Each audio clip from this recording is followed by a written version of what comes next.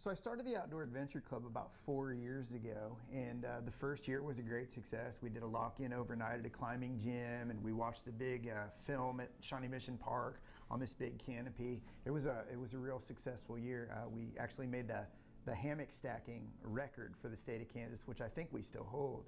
But then that second year, it wasn't as successful, and then last year we tried to begin it, but I think we got a late start in the year and we're never really able to put any events together. And so this, in what I would consider its third year of activity, I'm hoping to get an earlier start and get kids out there on the trail and see if we can make it more of a success. The purpose of the Outdoor Adventure Club is really just to get kids to test their limits in a controlled yet unfamiliar environment. So I take a lot of kids out and they're terrified of snakes. There's very few poisonous snakes. Most of the snakes in the state of Kansas are pretty harmless, but we have this preconceived notion. One of my part-time jobs for Johnson County Parks and Rec is I help students learn how to canoe and kayak.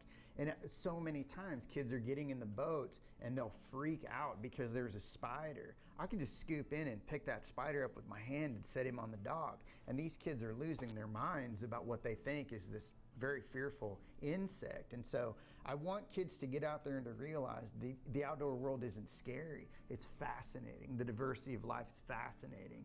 The sights and sounds and scenes and scents, fascinating. So that's why the club exists. Definitely my favorite memory from the Outdoor Adventure Club so far is the day that we made the Kansas hammock stacking record. The record was 14 hammocks before, and we were at Shawnee Mission Park.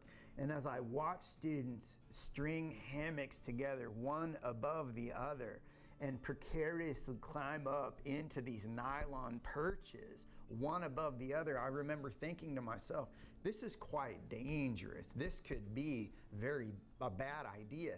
However, I coached them, I made sure they were safe, they were committed to the task, and when all 16 hammocks were up and occupied, those kids were ecstatic that they had done this. And we were able to get everybody up and everybody down safely. We took pictures, and I think it's really a feat that shows that sometimes taking a risk has really incredible reward. It's frightening, but you just gotta go for it to figure out where your limit is. That's why I like adventure.